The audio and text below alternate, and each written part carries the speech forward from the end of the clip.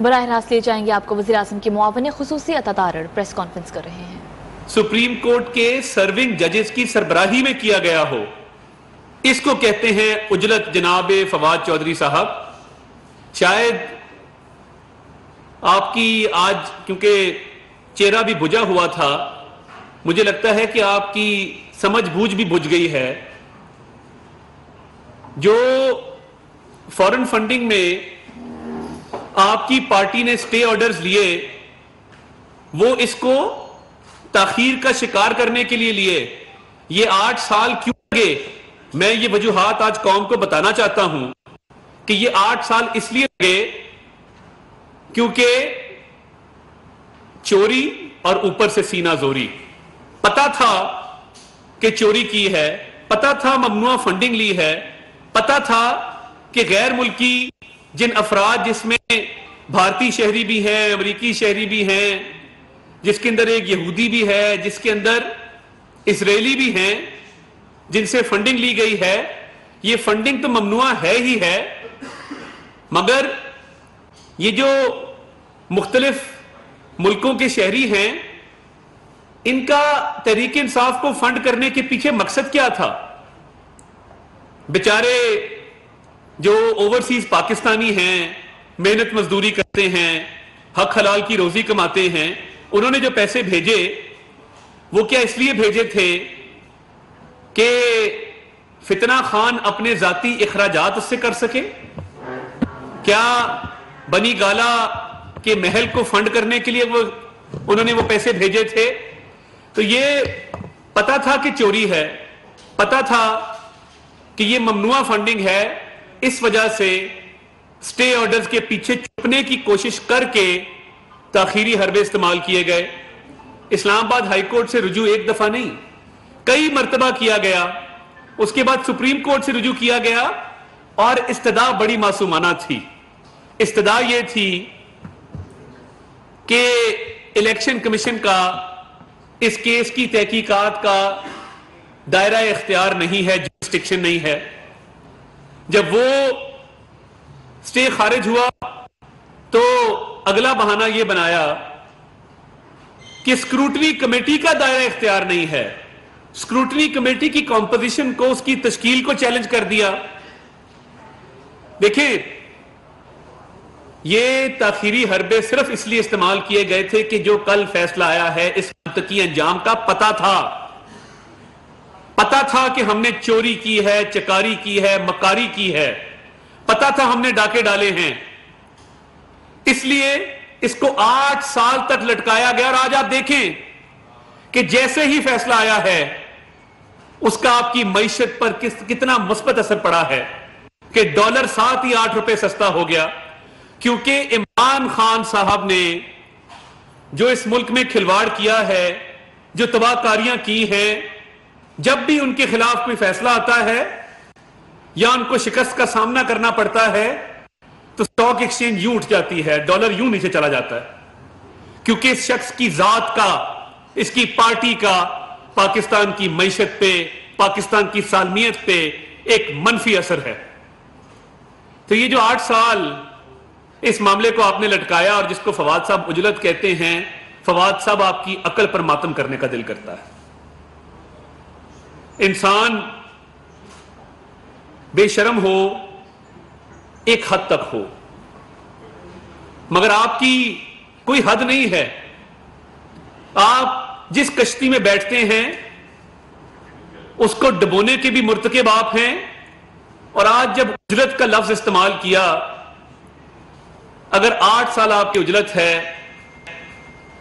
تو پھر آپ سے بے شرم شخص پورے پاکستان میں شاید ہی کوئی ہوگا۔ یہ 8 سال، یہ سٹے آرڈر اور دائرہ اختیار کی بات ایک طرف، آپ نے کہا کہ اس معاملے کو صیغہ راز میں رکھا جائے، آپ کی تحریری ایپلیکیشنز، تحریری درخواستیں آن ریکارڈ ہیں الیکشن کمیشن کے سامنے بھی اور عدالتوں کے سامنے بھی، کہ اس معاملے کو منظر عام پر نہ لایا جائے، عوام کو اس کیس کی آگاہی نہ ہو، اس کو صیغہ راز میں رکھیں۔ کیوں جی؟ خان صاحب، آپ کیا سمجھتے ہیں اپنے آپ کو کہ آپ اتنے لاڈلے ہیں کہ آپ چوری چکاری کریں گے اور اس کے بعد اس معاملے کو سیغہ راز میں رکھنے کی درخواست کریں گے اور وہ بھی منظور ہوگی؟ جب دیکھا کہ تاخیری حربے کام نہیں آ رہے، جب دیکھا کہ ہر حربہ استعمال کر لیا ہے، وہ کیس کی تفصیلات مزید کھلتی جا رہی ہیں، تو پھر کہا راز میں رکھیں۔ واہ، یہ ہے انصاف کا دورہ معیار جس کی عادت خان صاحب کو پڑی ہوئی ہے۔ وہ چاہتے یہ ہیں کہ باقیوں کے ساتھ تو ناانصافی بھی ہو اور انتہا کی ہو، اور جب اپنا معاملہ آئے، چوری ثابت ہو جائے، تو کہا جائے کہ اس کو سیغہ راز میں رکھیں۔ کتنی معصومانہ خواہش ہے۔ اب جب آپ نے 8 سال اس کیس کو التوا ہے، یہ 8 سال کے اندر جو سامنے آیا، یہ 8 سال کے اندر جو تفصیلات سامنے آئی ہیں اور جو فیصلہ سامنے آیا ہے، میں نہیں سمجھتا کہ اس سے مزید کلیئر فیصلہ آ سکتا تھا، کیونکہ اتنے سال لگے ان تفصیلات کو سامنے آتے ہوئے، جس میں یہ بات ثابت ہوئی کہ آپ نے 5 ایفیڈیوٹ اپنے دستخط کے ساتھ جمع کرائے ہیں۔ اب ایک طرف بیٹے سے تنخواہ نہ لینے پر، اقامے پر ایک وزیر اعظم گھر بھی جاتا ہے، ڈسکوالیفائی بھی ہوتا ہے، پارٹی کی سربراہی سے بھی ہٹایا جاتا ہے، سزا بھی ہوتی ہے۔ دوسری طرف آپ نے مس ڈیکلریشن کی ہے، آپ نے کنسیلمنٹ کی ہے، آپ نے حقائق چھپائے ہیں، اور آپ نے بطور پبلک آفس ہولڈر، آپ ایم این اے تھے جب آپ نے یہ 5 ایفیڈیوٹ دستخط کر کے جمع کروائے۔ تو میں یہ مطالبہ رکھنا چاہتا ہوں کہ آگے جو قانونی چارہ جوئی ہونی ہے اور جو اس کیس نے آگے اپنے منطقی انجام کو پہنچنا ہے، عمران خان صاحب فوری طور پر تحریک انصاف کے سربراہ کے طور پہ مستعفی ہوں، کیونکہ وہ چوری کے مرتکب ہوئے ہیں۔ کریں اس پر پھر بعد میں جھوٹ بھی بولیں اور پارٹی کے سربراہ بھی رہیں۔ آپ کو پارٹی کی صدارت سے، پارٹی کی چیئرمین شپ سے مستعفی ہو جانا چاہیے۔ اور یہ جو میں نے سوال اٹھایا ہے، مجھے بتایا جائے کہ یہ رومیتا شیٹی کون ہے، مجھے بتایا جائے یہ اندر دوسانجھ کون ہیں، مجھے بتایا جائے کہ یہ ویرل لال کون ہے، مجھے بتایا جائے یہ بیری سی شنیپس کون ہے، مجھے بتایا جائے یہ مائیکل لین کون ہے، مجھے بتایا جائے یہ چرنجیت سنگھ کون ہے، مجھے بتایا جائے یہ ورشا لتھڑا کون ہے۔ یعنی غضب خدا کا، اس میں کچھ بھارتی نژاد امریکی شہری ہیں، کچھ بھارتی شہری ہیں، کچھ اسرائیلی ہیں، کچھ امریکہ میں مقیم یہودی شہری ہیں۔ مجھے یہ بتایا جائے کہ یہ کیا ویسے ہی آپ کی پارٹی کو فنڈ بھیج رہے تھے، اتنی محبت تھی ان کو آپ سے؟ یہ تانے بانے کشمیر کے سودے سے ملتے ہیں خان صاحب۔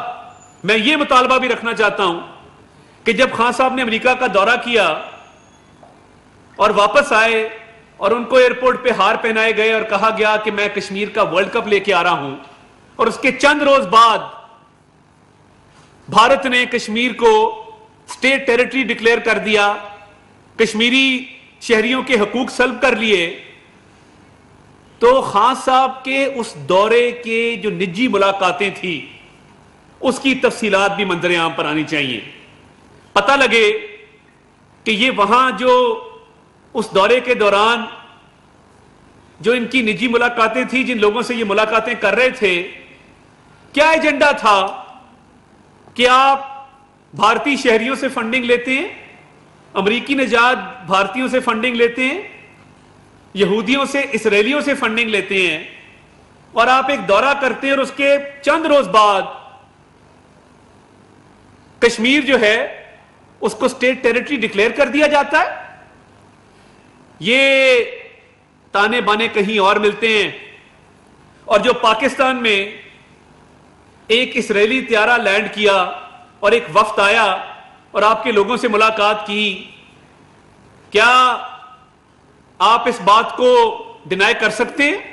نہ صرف یہ، آپ کے پارٹی عہدے داروں کا ایک ڈیلیگیشن وہ اسرائیل گیا، وہاں پر ملاقاتیں ہوئیں.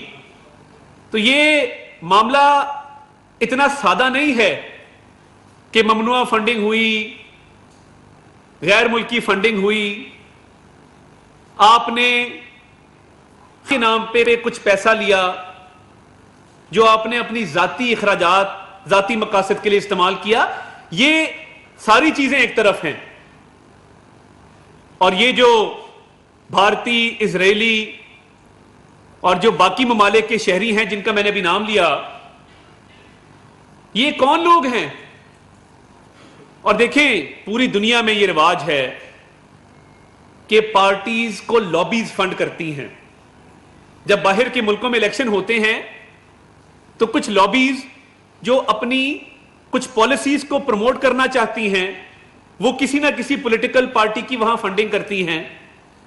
تو اس سے یہ بات ثابت ہوئی کہ آپ نے جو فنڈنگ لی ہے، جس میں امریکی، اسرائیلی اور بھارتی شہری شامل ہیں، یہ آپ نے جب کشمیر کا سودا ہوا، یہ اس کے عوض آپ کو فنڈنگ آئی. کیا آج ایک کلپ چلایا فواد چودھری صاحب نے کسی پاکستانی خاتون کا، ان کی اپنی عہدیدار ہے. اب بات یہاں آ گئی ہے کہ اپنی ہی پارٹی کے عہدیداروں کے کلپ چلا رہے ہیں کہ جی میں محنت مزدوری کرتی ہوں، حق حلال کی روزی کماتی ہوں، میں نے پیسے خان صاحب کو بھیجے تھے. او بھائی فواد صاحب، اگر ہمت ہے تو رومیتا شیٹی کا کلپ چلاؤ. اگر ہمت ہے تو اندر خصوصی عطا تارڑ پریس کانفرنس کر رہے ہیں. انہوں نے کہا کہ عمران خان منافقت کی سیاست کے چیمپئن ہیں. فواد چودھری کہتے ہیں فیصلہ اجرت میں سنایا گیا. الیکشن کمیشن فیصلے کے بعد پی ٹی آئی بوکھلاہٹ کا شکار ہے.